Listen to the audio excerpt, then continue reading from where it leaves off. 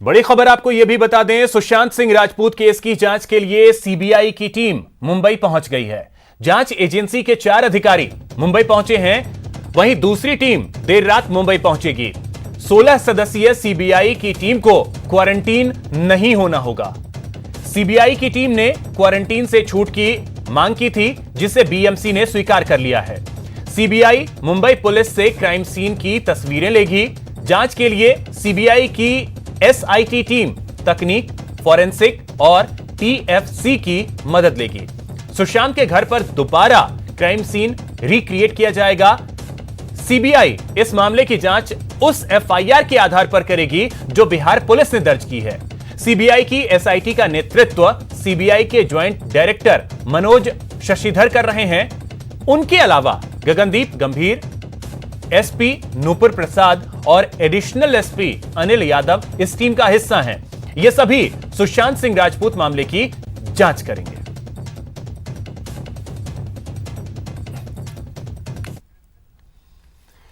गहलोत सरकार का संकल्प है प्रदेश में कोई भूखा न सो जाए। इस संकल्प को पूरा करने की शुरुआत हो गई है। सीएम गहलोत ने आज नगरीय क्षेत्रों में इंदिरा रसोई योजना की शुरुआत की।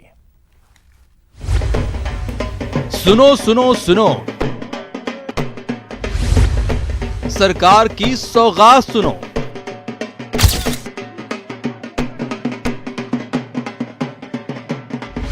आ गई जनता वाली थाली।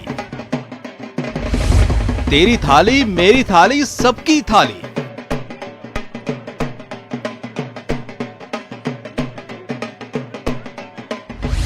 अब भूख जाओ भूल,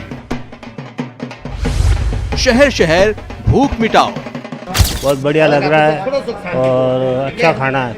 खाने में कोई कमी नहीं है, बहुत बेस्ट। 8 रुपए में आदमी, हर पब्लिक बैठा, आदमी गरीब अमीर सब। 8 रुपए में भरपेट खाओ।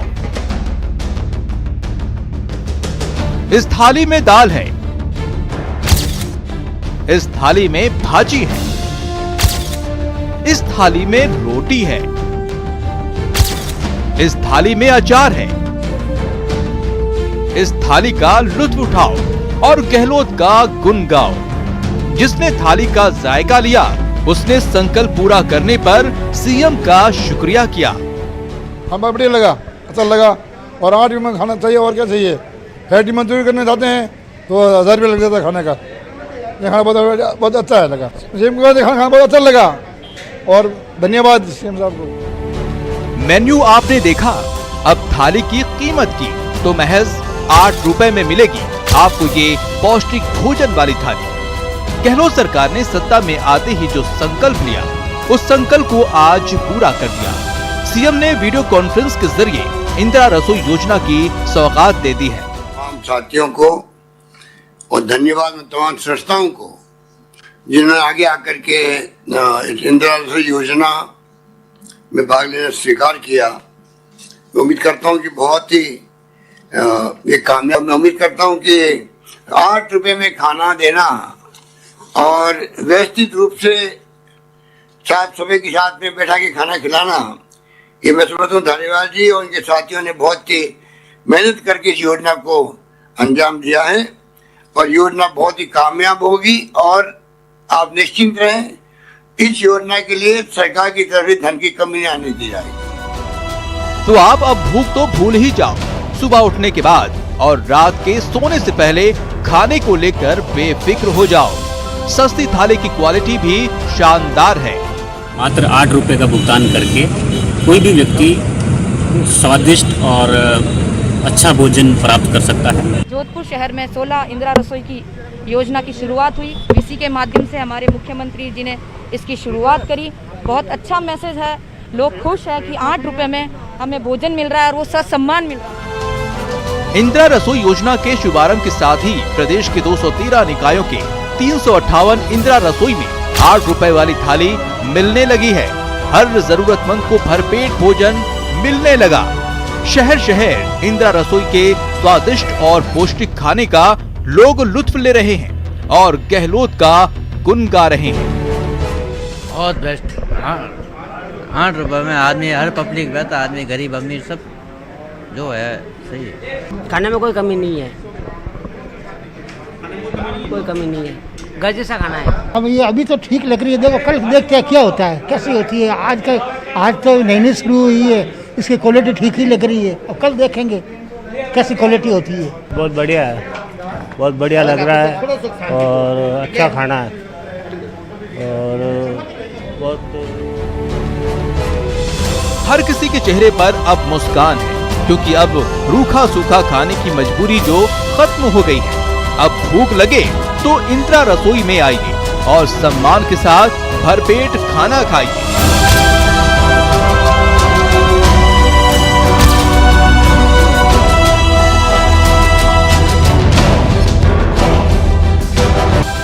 इंदिरा रसोई योजना पर प्रदेश सरकार हर साल 100 करोड़ रुपए खर्च करेगी, जिसके तहत 213 नगरीय निकायों में 358 रसोइयों का संचालन शुरू। प्रति रसोई 5 लाख रुपए खर्च करने का प्रावधान। प्रदेश सरकार प्रति थाली 12 रुपए का अनुदान दे रही है। हर साल 4 करोड़ 87 लाख लोगों को मिलेगा भोजन। सरकार का संकल्प है और जनता की सबसे बड़ी जरूरत तो अब महज 8 रुपए में भरपूर और स्वादिष्ट खाने का लुत्फ उठाओ और भूखा सोने की बात भूल जाओ। Bureau report, news 18 Rajasthan. स्वच्छता सर्वेक्षण 2020 में एक बार फिर इंदौर अव्वल आया है, जबकि जयपुर 28वें पायदान पर है। हम आपको बताते हैं कि आखिर क्या वजह है कि पिंक सिटी फिर पिछड़ा है।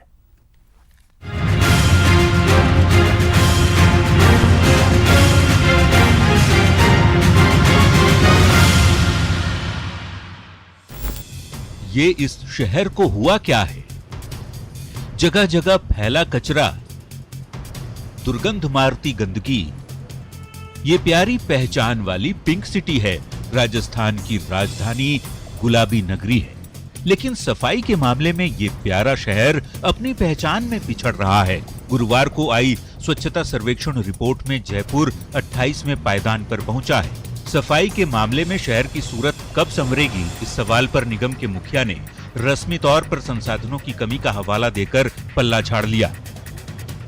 इसका सबसे बड़ा कारण ये है कि जो संसाधन की उपलब्धता है वो निश्चित रूप से इंदौर की तुलना में हमारे यहाँ अभी कम है। साहब, भले ही संसाधनों की कमी का रोना रोएं, पर सच ये भी है कि राजधानी जयपुर में उपलब्ध संसाधनों का भी इस्तेमाल नहीं हो रहा है।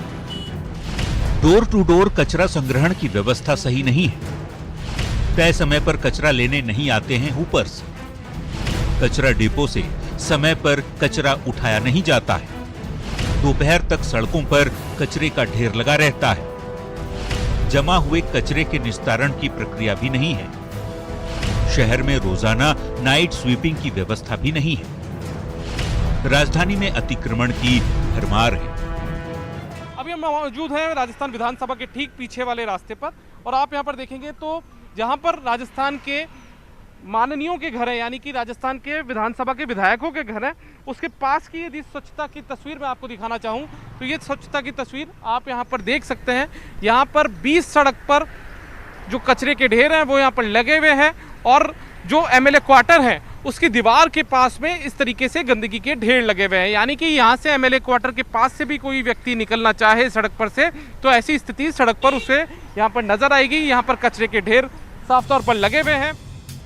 जिम्मेदारों को समस्या का दोषी ठहराकर हम भले ही अपनी पीठ थपथपा लें, लेकिन सच यही है कि जयपुर की गिरती रैंकिंग के लिए शहर के बाशिंदे भी जिम्मेदार हैं। इसलिए जिम्मेदारों को कोसने की बजाय अब जनता को सफाई के प्रति गंभीरता दिखाते हुए बेहतर रैंकिंग की कोशिश करनी होगी। प्रशासन और पब्लिक की पहल ही पिंक सिटी को पहले पायदान पर पहुंचाएगी। न्यूज़ 18 राजस्थान के लिए जयपुर से दीपक व्यास की रिपोर्ट।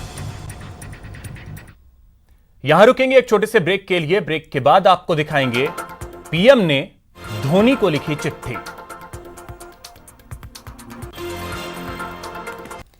ब्रेक के बाद आपका स्वागत है।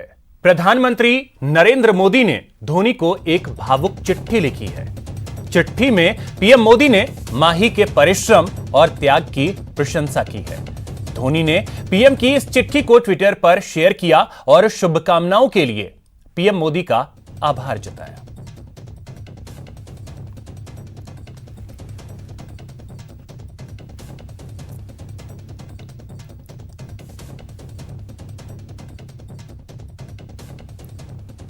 तो धोनी को पीएम मोदी ने चिट्ठी लिखी है और उन्होंने कहा है कि आप सबसे सफल कप्तानों में से आप एक रहे हैं, जो भारत को दुनिया के चार्ट में सबसे ऊपर ले जाने में महत्वपूर्ण भूमिका निभाता है। आपका नाम इतिहास में सबसे महान क्रिकेट कप्तान और दुनिया के सबसे महान बल्लेबाजों में से एक के रूप में गिना जाएगा। निश्चित रूप से सर्वश्रेष्ठ विकेटकीपर में से एक, जिसे खेल ने देखा है। जहां से हम आते हैं तब तक कोई फर्क नहीं पड़ता, जब तक हम जानते हैं कि हम कहां हैं। यह वह भावना है जिससे आपने कई युवाओं को प्रेरित किया है। आपके कई यादगार ऑन फील्ड पल युवा पीढ़ी के साथ ही भारतीयों के लिए मिसाल हैं। मैं भारत के सशस्त्र बलों के प्रति आपके विशेष सहयोग का भी उल्लेख करना चाहता हूं।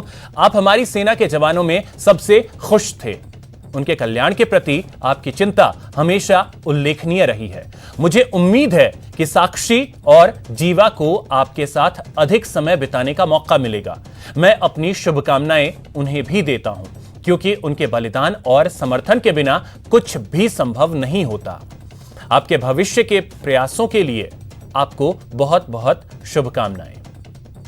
वहीं पीएम की भावुक चिट्ठी पर महेंद्र सिंह धोनी ने प्रधानमंत्री का आभार जताते हुए ट्वीट किया।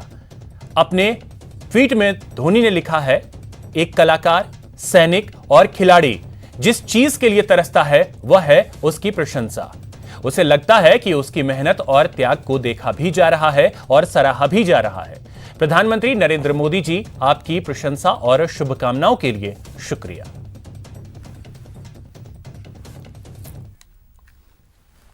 अब जो तस्वीर हम आपको दिखाने जा रहे हैं उसे देखकर आप हैरान रह जाएंगे। महाराष्ट्र के सोलापुर के बाले गांव में कुछ लड़कों ने गजब का काम किया है। 1 एकड़ जमीन पर उन्होंने फसल को तराश कर गणपति की तस्वीर बनाई है और अब खेत वाले गणपति की यह तस्वीर सोशल मीडिया पर वायरल हो रही है।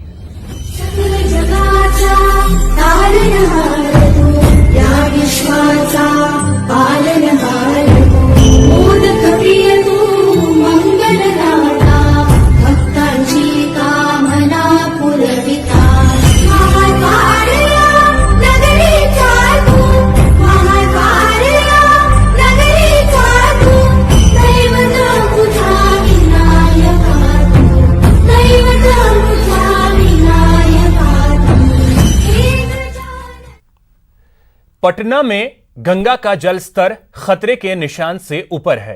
कृष्णा घाट के पास तो गंगा को देखने से डर लग रहा है, जबकि भागलपुर में गंगा का पानी बाबा बूढ़ानाथ मंदिर के पास तक पहुंच गया है।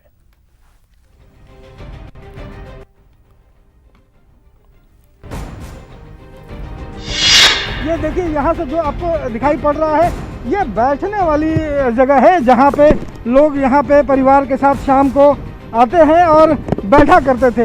यहाँ से कम आपको बता दूं कि 40 सीढ़ियाँ जो है वो नीचे हैं, जो पूरी तरह से जलमग्न है। और ज़रा देखिए कि कैसे बैठने वाली जगह हो या पूरा पाथवे हो, वो पूरी तरह से पानी से भर गया है। और ये स्थिति जो है वो बड़ा भयावह हो गई है। यहाँ से देखिए, जो मॉर्निंग वॉक करने वाले लोग हैं या फिर घूमने वाले लोग हैं, वो पूरा घुटना भर पानी में जो है वो डूब करके जाना पड़ रहा है। तो ये खतरे के निशान से जो है वो गंगा ऊपर बह रही है और लगातार इसकी जो भयावहता है वो बढ़ रही है। अगर इससे थोड़ा भी आगे और यहाँ से अगर जल स्तर बढ़ता है तो स्थितियाँ और खतरनाक हो जाएंगी। गंगा के जल स्तर में लगातार इजाफा हो रहा है और गंगा के जल स्तर में इजाफे के कारण भागलपुर के शहरी जो निचले इलाके हैं वहाँ भी बाढ़ का पानी आने लगा है। और आप देख सकते हैं कि बूढ़ानाथ का यह के पास का स्थान है और किस तरह से जो है यहाँ पानी का फैलाव हो चुका है। और यहाँ पर जो लोग आते जाते थे, जो पार्क हैं या दूसरे अन्य लोगों के निचले इलाके में मकान है, सारे मकान डूब चुके हैं। और लोगों में जो है कहीं ना कहीं एक परेशानी उत्पन्न हो गई है। हालांकि इस बीच जो है छोटे छोटे जो बच्चे हैं इस जमा पानी में जो है वह विनोद भी कर रहे हैं, जल क्रीड़ा कर रहे हैं, लेकिन लोगों की समस्याएं हैं और काफ़ी समस्याएं हैं। लोगों के आवागमन का जरिया जो है वह नाव है और इस इलाके में भी अब नाव चलने लगे हैं और नाव से ही लोग आ जा रहे हैं। लोग अपने परिवारों के साथ साथ जो है जो भी ज़रूरत के सामान हैं उन सामानों के साथ सुरक्षित स्थान की ओर निकल रहे हैं। सहयोग कैमरामैन राजीव सिंह के साथ राहुल, न्यूज़ 18 भागलपुर। वहीं रांची में लगातार बारिश से जनजीवन अस्त व्यस्त हो गया है। जलजमाव के कारण लोगों को घर से बाहर निकलना मुश्किल हो गया है, तो कई जगहों पर सड़कें दरिया में तब्दील हो गई हैं।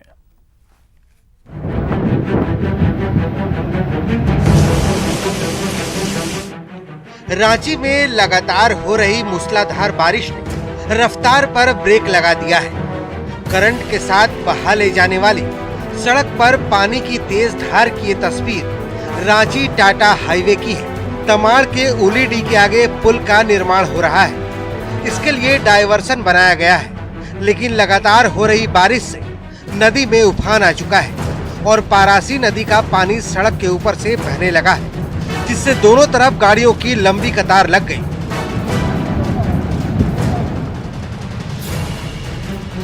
अब जरा रांची के सबसे वीआईपी रोड हरमू रोड का भी हाल देख लीजिए।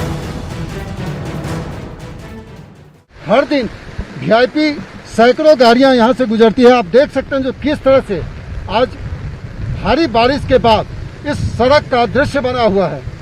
सड़कों पे गाड़ियां तैरती हुई नजर आ रही हैं, रेंगती हुई नजर आ रही हैं और यहाँ जो लोग हैं उनके लिए भारी परेशानी का सबब ये बारिश हो चुकी है। यहाँ पे पिछले साल यहाँ पे पुल था, वो पुल भी जो था वो बंद हो गया। जैसे पानी का सीवरेज सिस्टम बनाया गया था यहाँ पे नाली का, पर कोई काम का नहीं है। जो जब भी हल्का फुल्का भी बारिश होती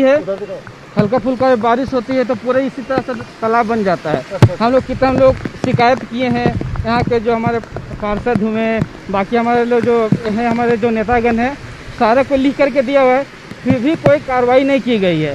जब भी बरसात होता है हमारे पानी सारा यहाँ घुस जाता है, पूरे तालाब बन जाते हैं उधर उधर। राजधानी के महात्मा गांधी मेन रोड में निचले इलाकों के घरों में पानी घुस चुका है। पानी रोड का पूरा नाली दुकान में घुस रहा है। पूरा मेन रोड का, रांची का मेन रोड सिटी में कहलाता है और ये पूरा पानी घुस रहा है रांची का दुकान के अंदर। सारा दुकान के अंदर से पानी, मोटर से पानी बाहर निकाल के हम लोग फेंक रहे हैं। और कुछ जब बारिश हो रहा है तब का यही स्थिति है। पूरा नाली उली का पानी घर का निकल करके सब रोड में आता है, रोड से दुकान में घुस रहा है पानी। कुछ नहीं, नगर निगम देख के गया, 2-3 बार कंप्लेन भी किए, लेकिन कोई सुनवाई नहीं है।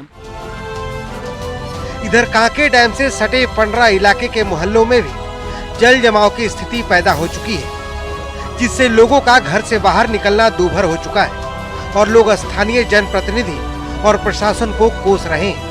रांची से न्यूज़ 18 के लिए अरविंद के साथ संजय सिन्हा, उपेंद्र और भुवन किशोर झा की रिपोर्ट। तो फिलहाल इतना ही। नमस्कार।